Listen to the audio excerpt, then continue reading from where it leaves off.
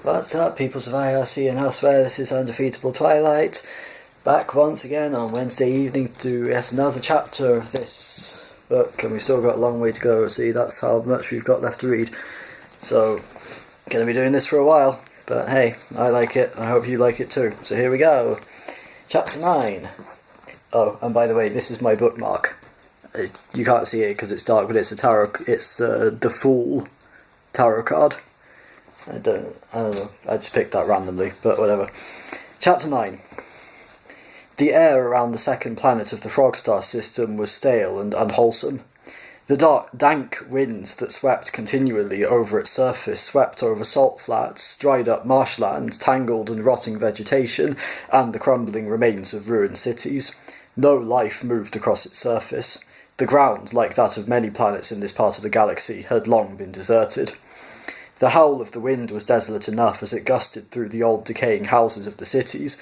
It was more desolate as it whipped about the bottoms of the tall black towers that swayed uneasily here and there about the surface of this world.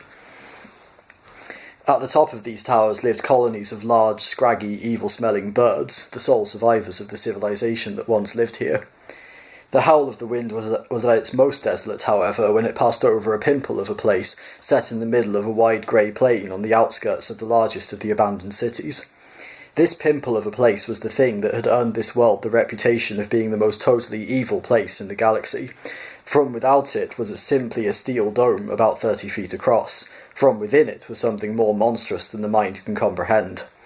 About 100 yards or so away, and separated from it by a pock-marked and blasted stretch of the most barren land imaginable, was what would probably have to be described as a landing pad of sorts. That is to say, that scattered over a largish area were the ungainly hulks of 2 or 3 dozen crash-landed buildings.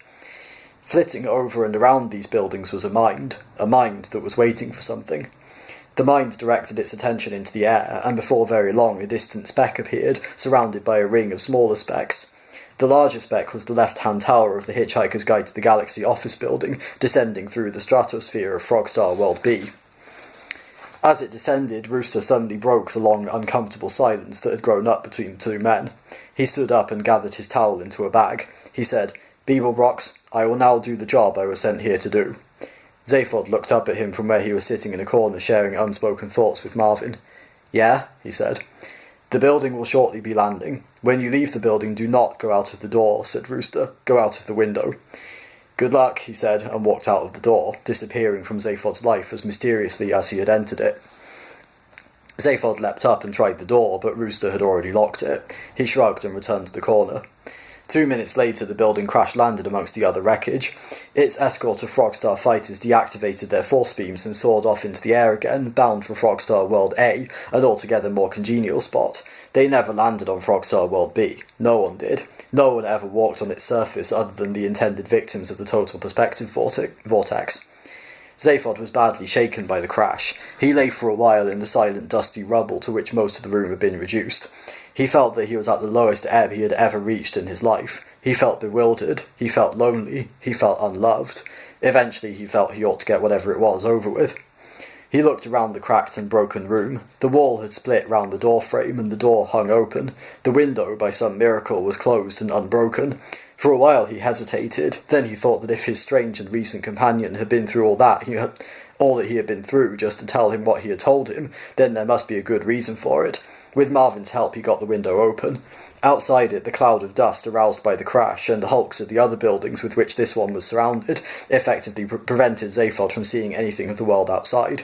Not that this concerned him unduly. His main concern was what he saw when he looked down. Zarniwoop's office was on the 15th floor. The building had landed at a tilt of about 45 degrees, but still the descent looked heart-stopping. Eventually, stung by the continuous series of contemptuous looks that Marvin appeared to be giving him, he took a deep breath and clambered out onto the steeply inclined side of the building. Marvin followed him, and together they began to crawl slowly and painfully down the 15 floors that separated them from the ground. As he crawled, the dank air and dust choked his lungs, his eyes smarted, and the terrifying distance down made his head spin. The occasional remark from Marvin of the order of, "This is the sort of thing you life forms enjoy, is it? I ask merely for information," did little to improve his state of mind. About halfway down the side of the shattered building they stopped to rest. It seemed to Zaphod as he lay there panting with fear and exhaustion that Marvin seemed a mite more cheerful than usual. Eventually he realised this wasn't so. The robot just seemed cheerful in comparison with his own mood. A large, scraggy black bird came flapping through the slowly settling clouds of dust and, stretching down its scrawny legs, landed on an inclined window ledge a couple of yards from Zaphod. It folded its ungainly wings and teetered awkwardly on its perch. Its wingspan must have been something like 6 feet, and its head and neck seemed curiously large for a bird. Its face was flat, the beak underdeveloped, and halfway along the underside of its wings the vestiges of something hand-like could clearly be seen. In fact, it looked almost human. It turned its heavy eyes on Zaphod and clicked its beak in a desultory fashion. "Go away," muttered Zaphod. "Okay," muttered the bird morosely and flapped off into the dust again. Zaphod watched its departure in bewilderment. "Did that bird just talk to me?" he asked Marvin nervously. He was quite prepared to believe the alternative explanation, that he was in fact hallucinating. "Yes," confirmed Marvin. "Poor souls," said a deep, ethereal voice in Zaphod's ear. Twisting round violently to find the source of the voice nearly caused Zaphod to fall off the building. He grabbed savagely at a protruding window fitting and cut his hand on it. He hung on, breathing heavily. The voice had no visible source whatsoever. There was no one there. Nevertheless, it spoke again. "A tragic history behind them, you know. A terrible blight." Zaphod looked wildly about. The voice was deep and quiet. In other circumstances it would even be described as soothing. There is, however, nothing soothing about being addressed by a disembodied voice out of nowhere, particularly when you are, like Zaphod Beeblebrox, not at your best and hanging from a ledge 8 stories up a crashed building. "Hey, he stammered. "Shall I tell you their story?" inquired the voice quietly. "Hey, who are you?" panted Zaphod. "Where are you?" "Later then, perhaps," murmured the voice. "I'm Gargravar. I am the custodian of the Total Perspective Vortex." "Why can't I see?" "You will find your progress down the building greatly facilitated," the voice lifted, "if you move about 2 yards to your left. Why don't you try it?" Zaphod looked and saw a series of short horizontal grooves leading all the way down the side of the building. Gratefully he shifted himself across to them. "Why don't I see you again at the bottom?" said the voice in his ear, and as it spoke it faded. "Hey," called out Zaphod, "where are you?" "It'll only take you a couple of minutes," said the voice very faintly. "Marvin," said Zaphod earnestly to the robot squatting dejectedly next to him, Did the voice just—" "Yes," Marvin replied tersely. Zaphod nodded. He took out his peril-sensitive sunglasses again. They were completely black and by now quite badly scratched by the unexpected metal object in his pocket. He put them on. He would find his way down the building more comfortably if he didn't actually have to look at what he was doing. Minutes later he clambered over the ripped and mangled foundations of the building and, once more removing his sunglasses, he dropped to the ground. Marvin joined him a moment or so later, and lay face down in the dust and rubble, from which position he seemed disinclined to move. "Ah, there you are," said the voice suddenly in Zaphod's ear. "Excuse me leaving you like that, it's just I have a terrible head for heights. At least," it added wistfully, "I did have a terrible head for heights." Zaphod looked round slowly and carefully, just to see if he had missed something which might be the source of the voice. All he saw, however, was the dust, the rubble, and the towering hulks of the encircling buildings. "Hey, why can't I see you?" he said. "Why aren't you here?" "I am here," said the voice slowly. "My body wanted to come, but it's a bit busy at the moment. Things to do, people to see." After what seemed like a sort of ethereal sigh, it added, "You know how it is with bodies." Zaphod wasn't sure about this. "I thought I did," he said. "I only hope it's gone in for a rest cure," continued the voice. "The way it's been living recently, it must be on its last elbows." "Elbows?" said Zaphod. "Don't you mean last legs?" The voice said nothing for a while. Zaphod looked around uneasily. He didn't know if it had gone or was still there or what it was doing. Then the voice spoke again. "So, you are to be put into the vortex, yes?" "Oh, well," said Zaphod with a very poor attempt at nonchalance. "This cat's in no hurry, you know. I can just slouch about and take a look at the local scenery, you know?" "Have you seen the local scenery?" asked the voice of Gargravar. No." Zaphod clambered over the rubble and rounded the corner of one of the wrecked buildings that was obscuring his view. He looked out at the landscape of Frogstar World B. "Ah, okay," he said. "I'll just sort of slouch about then." "No," said Gargravar. "The vortex is ready for you now. You must come. Follow me." Yeah," said Zaphod. "And how am I meant to do that?" "I'll hum for you," said Gargravar. Follow the humming." A soft, keening sound drifted through the air, a pale, sad sound that seemed to be without any kind of focus. It was only by listening very carefully that Zaphod was able to detect the direction from which it was coming. Slowly, dazedly, he stumbled off in its wake. what else was there to do? And that's the end of this chapter. And before I leave you, I have to do sort of continuation of the last video, because I remember there was one other thing about Wetherspoons that I wanted to rant about that I forgot last time, concerning their hot dogs. Now, again, this is concerning a recent menu change that I'm not too fond of.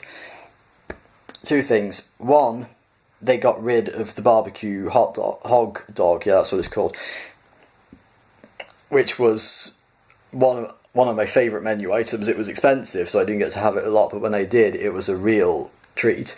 Basically, huge hot dog. I mean, like the diameter of the plate, we're talking here, with barbecue pulled pork, again with the barbecue pulled pork, and cheese on it, and you better believe I got extra cheese with it. It was so good, and again, like the quesadillas and the burritos and all that, I loved it so much, and I was so sad they took it away, because it was so big and like so much protein and carbohydrates and stuff like that. Just, if I ate one at lunch, I would still be full by dinner time. Like, that would settle me for the rest of the day if I ate one of those. So yeah, that's part of the reason why I didn't really have them very often, the other one being the price. But they got rid of them, and I don't know why. And they still have the chili dog, and they replaced the barbecue with the state dog, or whatever it's called, which is basically, I can't remember what that's got on it now.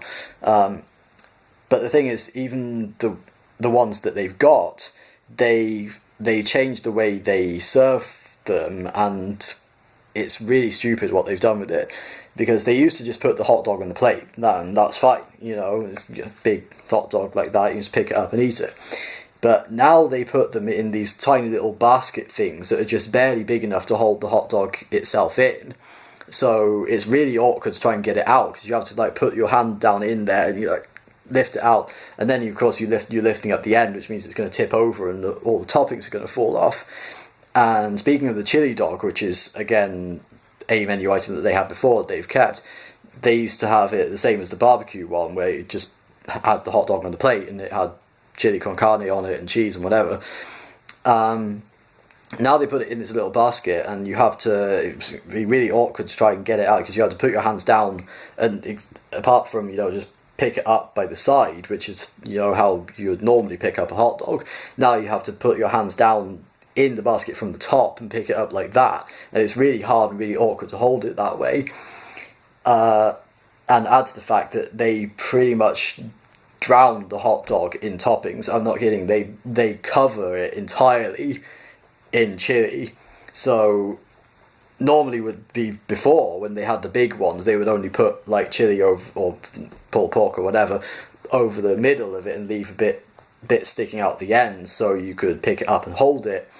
But now they cover the entire thing with chili, and it's like, you can't pick it up without getting your hands dirty, because you've got like a layer of chili on the top of it, and then on the sides and underneath is this weird basket thing that there's no reason to have that there. Why would you put the thing in a basket? And don't tell me to use my cutlery to eat it. Hot dogs are meant to be eaten by hand. They're basically sandwiches. There, I said it. Hot dogs are sandwiches. That is my stance on this ongoing heated debate on the internet. I don't know if it's still ongoing. That is my stance on this debate on the internet, whether hot dogs should be classified as sandwiches or not. They're meat inside bread. They're supposed to be eaten by hand, and you can't pick it up when it's in the basket covered in entirely covered in chili. You can't pick it up without getting your hands dirty, which is the opposite of the point of the bread, is to be able to hold it without getting your hands dirty. And I don't get why they have the basket there. I don't get what the deal with that is. Okay, so that was it, basically. That's all I had to say. I meant to say that last week, but I forgot because I was so caught up with saying all the other stuff. Yeah, and they're a lot smaller now as well. I should point that out. They've pretty much reduced size by about 50%. So yeah, but that's still the same price. So that's another thing I'm not too happy about. Wetherspoons, seriously, you're disappointing me recently, guys. I know no one from Wetherspoons is going to be watching this, but still, bring back the barbecue hot dogs. Bring back the Mexican Monday. Damn you. Yeah, oh well, I'm gonna go. So, see you guys next week. Thanks for taking time to watch my videos and whatnot. Remember to like, comment, share, and subscribe. And as always, I did want to talk about something else, but I can't remember what it was now. Oh yeah, Persona 4, but I'll do that in another video. So for now, take care, love and peace.